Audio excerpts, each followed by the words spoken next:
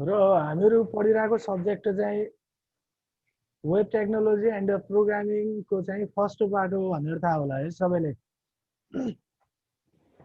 र अर्को सेमिस्टरमा चाहिँ हामीहरूको सेकेन्ड पार्ट स्टार्ट हुन्छ र यो सेमिस्टरमा चाहिँ हामीहरूको web technology and programming history and growth of internet and Webco बारेमा केही इन्टरनेट भनेको के हो भनेर डिस्कस गरेको थियौँ। सकेपछि अथवा चाहिँ आफ्नो खाली टाइममा एउटा फेयर कपी किनेर यसको नोट्सहरू चाहिँ कपीमा पनि बनाउने है, अरू चाहिँ आफ्नो फेयर कपीमा पनि बनाउने है। यो जुन स्लाइडहरू डिस्प्ले हुन्छ यसको चाहिँ स्क्रिनसट गरेर राख्ने र स्क्रिनसट गरेको फाइल चाहिँ तिमीहरूको इमेजको रूपमा सेभ हुन्छ र पछि चाहिँ खाली टाइममा दिउँसोतिर अथवा चाहिँ 12-1 बजे तिमीहरूको क्लास सकिहाल्छ र त्यसपछि चाहिँ नाइटमा अथवा चाहिँ इभिनिङमा यसको चाहिँ फेयर कपी अर्को थियो। अर्को point, the internet carries an extensive range of information resources and services such as interlinked hypertext document of the World Wide Web and the infrastructure to support the email. Or Vinton Gray, Ventusov is the father of the internet, a global network connecting millions of computers, more than 100 countries are linked to into exchange of data, news, and opinions. Unlike online services which are centrally controlled, the internet is decentralized by design. Next point was the internet is a communication system that has brought a wealth of information to our fingertips and organize it for our use.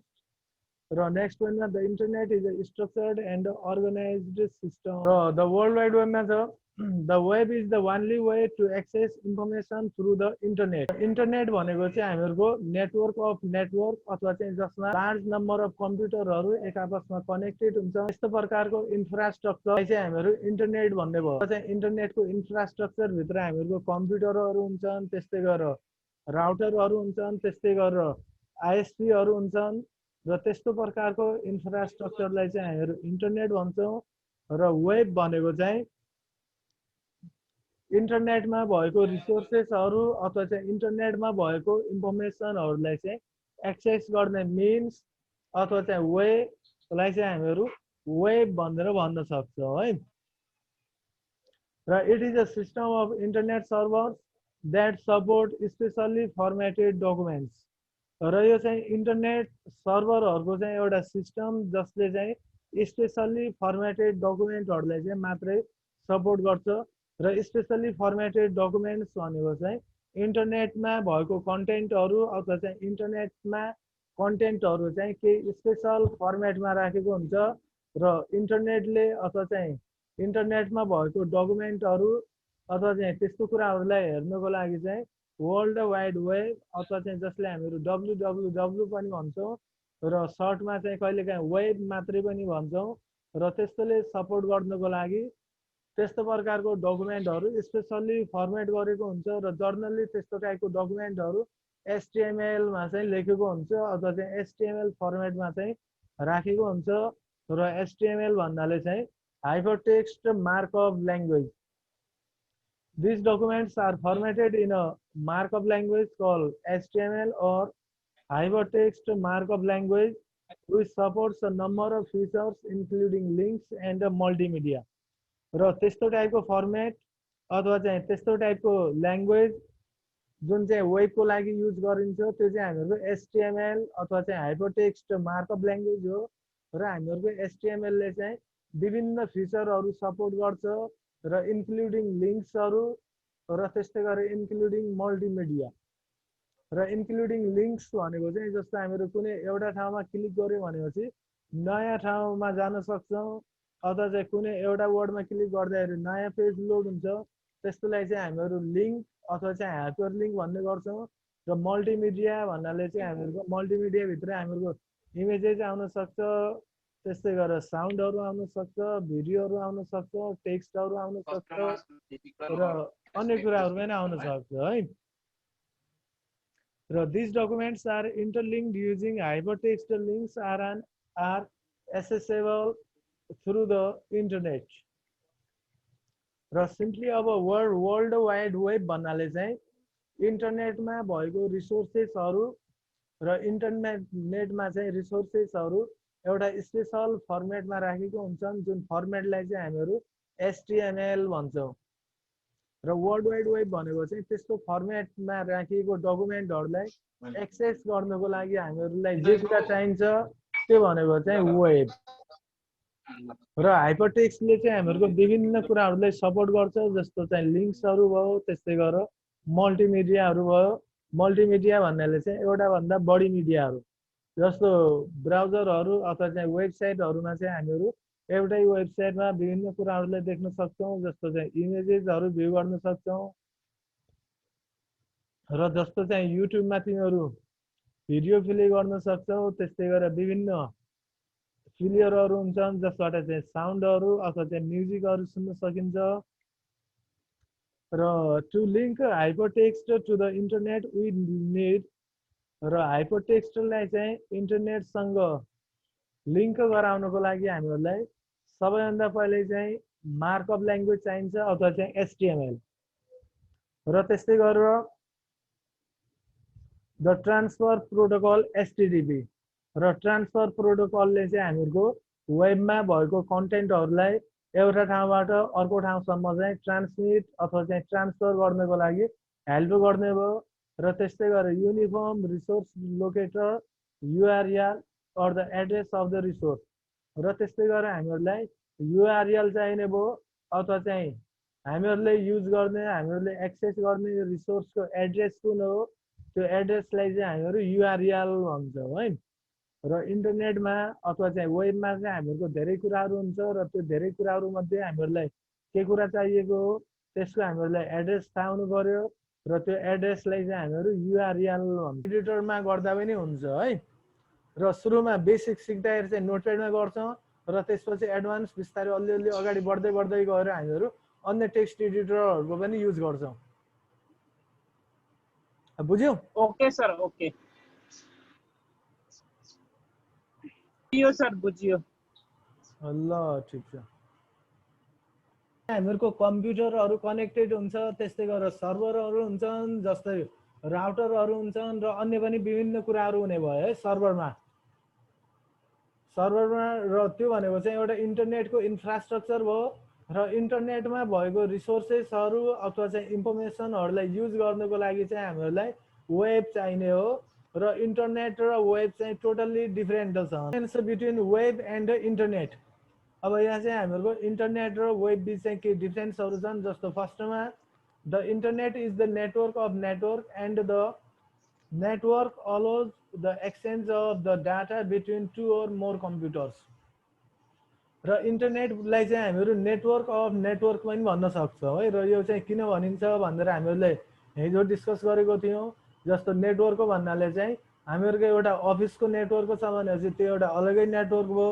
त्यस्तै गरेर कुनै एउटा घरको network छ भनेपछि अलगै network भयो त्यस्तै गरेर कुनै बिजनेसको नेटवर्क छ भनेपछि अलगै नेटवर्क भयो र त्यसपछि चाहिँ त्यो घरको नेटवर्क भयो अफिसको नेटवर्क भयो स्कुलको नेटवर्क भयो त्यो सबै नेटवर्क चाहिँ एक आपसमा इन्टरकनेक्टेड हुन्छन् त्यही भएर इन्टरनेटलाई चाहिँ networks of networks allows exchange of data between two or more computers र यसले चाहिँ दुईटा अथवा दुईभन्दा बढी कम्प्युटरहरू बिच चाहिँ डाटा एक्सचेन्ज गर्ने भयो र वेब भनेको चाहिँ the web is the way to access information through the internet र वेब भनेको चाहिँ इन्टरनेटमा भएको रिसोर्सेसहरू अथवा चाहिँ इन्टरनेटमा भएको इन्फर्मेसनहरूलाई चाहिँ कसरी एक्सेस गर्ने भनेर चाहिँ हामीहरूलाई वेबले प्रोभाइड गर्छ अथवा चाहिँ वेबलाई युज गरेर हामीहरू इन्टरनेटमा भएको इन्फर्मेसनहरू अथवा चाहिँ रिसोर्सेसहरूलाई एक्सेस गर्न सक्ने भयो है र त्यसपछि नेक्स्ट पोइन्टमा छ it is also known as the network of network र अगाडि पनि भनिसकेको छ हामीहरूले यसलाई चाहिँ नेटवर्क अफ नेटवर्क्स भनिन्छ र वेबमा छ the web is the model for sharing information using internet र वेब भनेको चाहिँ एउटा मोडेल अथवा चाहिँ एउटा फ्रेमवर्क अथवा चाहिँ एउटा मेथड र जुन मेथडलाई युज गरेर हामीहरू इन्टरनेटमा भएको रिसोर्सेसहरू अथवा चाहिँ इन्टरनेटमा भएको इन्फर्मेसनहरूलाई चाहिँ सेयर गर्न सक्छौँ है र यदि वेब हुन्थेन इन्टरनेट मात्रै हुन्थ्यो भनेपछि इन्टरनेटमा चाहिँ इन्फर्मेसनहरू स्टोर भइरहेको थियो अथवा चाहिँ बसिरहेको थियो तर त्यसलाई चाहिँ हामीहरू हेर्न सक्थेनौँ एक्सेस गर्न सक्थेनौँ है र इन्टरनेटमा चाहिँ हामीहरूको रिसोर्सेसहरू हुने भयो इन्फर्मेसनहरू हुने भयो र त्यो इन्फर्मेसनहरूलाई रिसोर्सेसहरूलाई युज गर्नको लागि अथवा चाहिँ एक्सेस गर्नको लागि चाहिँ हामीहरूलाई वेब चाहिने भयो। र नेक्स्ट पोइन्टमा छ the internet is a way of transferring information between devices. र इन्टरनेट भनेको चाहिँ वे विभिन्न डिभाइसेसहरू बिच चाहिँ इन्फर्मेसनहरू ट्रान्समिट गर्ने। The protocol use by web is HTTP र वेबले चाहिँ हामीहरूको एचटिटिपी हाइपरटेक्स्ट ट्रान्सफर प्रोटोकल। र यो चाहिँ जस्तो हामीहरू कुनै वेबसाइटको एड्रेस टाइप गर्दाखेरि त्यसको अगाडि पनि आउँछ हैन हामीहरूको एचटिटिपी र कहिलेकाहीँ एचटिटिपी यास आउँछ। एस चाहिँ हामीहरूको एचटिटिपी भन्दा चाहिँ बढी सेक्युरिटी हुन्छ। जस्तो कुनै फेसबुक सर्च गर्नु छ भनेपछि सुरुमा एचटिटिपिएस आउँछ, त्यसपछि 2 कोलन आउँछ, त्यसपछि 2टा स्ल्यास, त्यसपछि www.facebook.com भनेर आउँछ हैन। र वेबमा भएको रिसोर्सेसहरूलाई चाहिँ शेयर गर्नको लागि अथवा चाहिँ भ्यू गर्नको लागि हामीहरू एचटिटिपी प्रोटोकलको चाहिँ युज गर्छौँ। र the web is accessed by the web browser. र वेबलाई एक्सेस गर्नको लागि चाहिँ हामीहरू वेब ब्राउजरको युज गर्छौँ। र वेब ब्राउजर भनेको चाहिँ जस्तो क्रोम भयो, मोजिला भयो, फायरफक्स भयो, ब्रेभ भयो र यिनीहरू भनेको चाहिँ वेब ब्राउजरहरू। र वेब ब्राउजरहरूको बारेमा हामीहरू केही पढ्दैछौँ है अर्को टपिकमा। नेक्स्ट टपिकमा चाहिँ हामीहरू वेब ब्राउजर भनेको के हो भनेर पनि स्टडी गर्नेछौँ। र यो चाहिँ difference between internet and web भयो है। बुझ्यौ इन्टरनेट एन्ड वेबको डिफरेन्स बुझ्यौ? बुझियो सर। इन्टरनेट भनेको के रहेछ, वेब भनेको के रहेछ र दुईटा बिच चाहिँ के डिफरेन्स रहेछ भनेर चाहिँ बुझ्नु पर्यो है। Okay sir. र त्यसपछि आउँछ हामीहरूको हिस्ट्री अफ वेब भनेर। र हिजो हामीहरूले हिस्ट्री अफ इन्टरनेट पढेको थियौँ र त्यस्तै गरेर आज चाहिँ अब हिस्ट्री अफ वेब भनेर।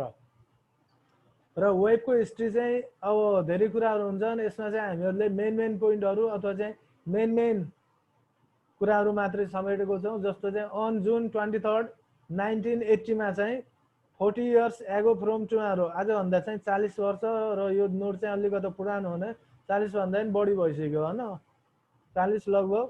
English computer scientist Tim Berners Lee of CERN, a physics lab in the Switzerland began working on a project he called INRIC. This work will eventually evolve into the hypertext HTML and the World Wide Web. अथवा चाहिँ www को चाहिँ inventor भनेर हामीहरूले Tim Berners लीलाई भन्न सक्छौँ है। र सबैभन्दा पहिला 1980 मा चाहिँ यसले चाहिँ हाइपरटेक्स्ट HTML र वर्ल्ड वाइड वेबको चाहिँ इन्भेन्ट गरेको हो। र त्यस्तै गरेर 1989 मा चाहिँ Berners-Lee proposed a project to develop a language that would link computer-based knowledge around the world. This would become the HTML and the resulting networking would become today's World Wide Web. र त्यस्तै गरेर 1989 मा चाहिँ यसले एउटा project develop गर्यो जसले चाहिँ कम्प्युटर बेस्ड नलेजहरूलाई चाहिँ एक आपसमा लिङ्क गराउने र जसलाई चाहिँ आजभोलि हामीहरू वर्ल्ड वाइड वेब अथवा चाहिँ www भनेर भन्छौँ। र त्यस्तै गरेर 1991 मा चाहिँ बर्नर-लीले चाहिँ वर्ल्डको फर्स्ट वेबसाइट चाहिँ लन्च गर्यो है। एट द सन भन्ने चाहिँ हामीहरूको कुनै कम्पनी हो अथवा चाहिँ अर्गनाइजेसन हो। र त्यस्तै गरेर नेक्स्ट 1994 भनेर छ। Berners Lee founded the world wide web consortium at MIT. He still serves as its director of web standard 26 years later. र बर्नर-लीले चाहिँ त्यसपछि वर्ल्ड वाइड वेब कन्सोर्टियम भनेको चाहिँ वर्ल्ड वाइड वेब अथवा चाहिँ वेबसाइट सम्बन्धी स्ट्यान्डर्डहरू डेभलप गर्ने चाहिँ एउटा अर्गनाइजेसन हो। र बर्नर-लीले चाहिँ यसको डेभलप गर्यो र आज पनि बर्नर-ली चाहिँ यसको चाहिँ डाइरेक्टर छ है। र त्यस्तै गरेर 1994 को जनवरीमा चाहिँ a pair of Stanford university students create Jerry and David guide to the World Wide Web. 2 months later they changed its name Yahoo. र Yahoo को डेभलपमेन्ट चाहिँ जेरी र डेभिड्सले गरेका रहेछन् 1994 को जनवरीमा है। थाहा होला हैन याहू भनेको? थाहा छ हैन याहू भनेको? र त्यस्तै गरेर जीमेल जस्तै हो सर, याहूको जीमेल जस्तै हो। सर्च इन्जिन जीमेल जस्तै हो, एउटा सर्च इन्जिन हो हामीहरूको। र त्यस्तै गरेर जुलाई 5 मा चाहिँ Jeff Bezos create an online mail order book retailer.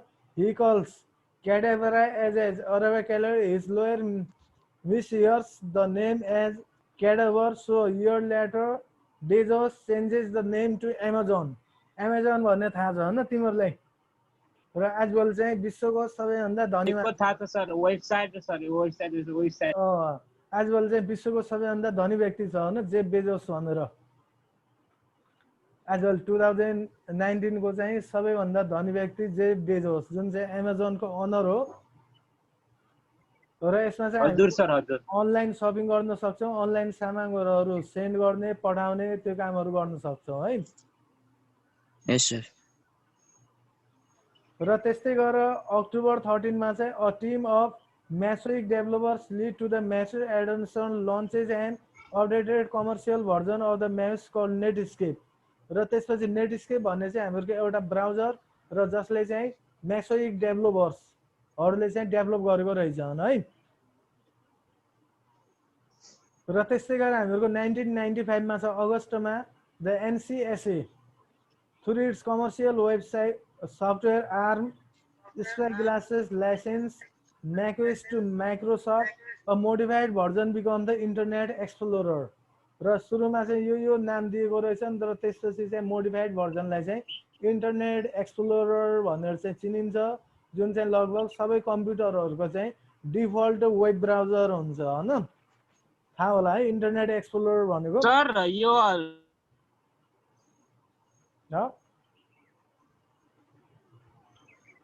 के भनिरहेछ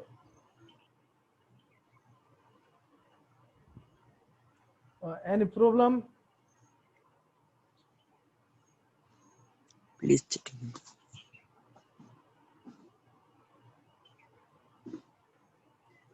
Google Chrome is released for PC र हामीहरुको पर्सनल क्रोम को लागि चाहिँ Google Chrome रिलिज भयो र जुन मा चाहिँ त्यसैको म्याक भर्जन अथवा चाहिँ एप्पल कम्प्युटर को लागि पनि Google Chrome चाहिँ लन्च गरियो र त्यस्तै गरेर 2009 जुन 3 मा चाहिँ Microsoft launches its Bing search engine to compete with the Google which has dominated the market for search engines र 2009 जुन 3 मा चाहिँ Microsoft ले Bing भन्ने सर्च इन्जिन चाहिँ लन्च गर्यो र 2015 मा चाहिँ after a lengthy public debate the Federal Communication Commission votes to prohibit internet carrier than providing unequal service especially in terms of speed and bandwidth to user र त्यसपछि 26 मा चाहिँ फेडरल कम्युनिकेसन कमिसनले चाहिँ इन्टरनेटमा भएको चाहिँ प्रोहिबिट अथवा चाहिँ बन्देजलाई चाहिँ खारेज गरेर त्यसपछि इन्टरनेट चाहिँ फास्ट भयो र त्यसपछि भोलि चाहिँ अब हामीहरुको वेब सर्भर्स भनेर र आज चाहिँ अब टाइम पनि सकिन थाल्यो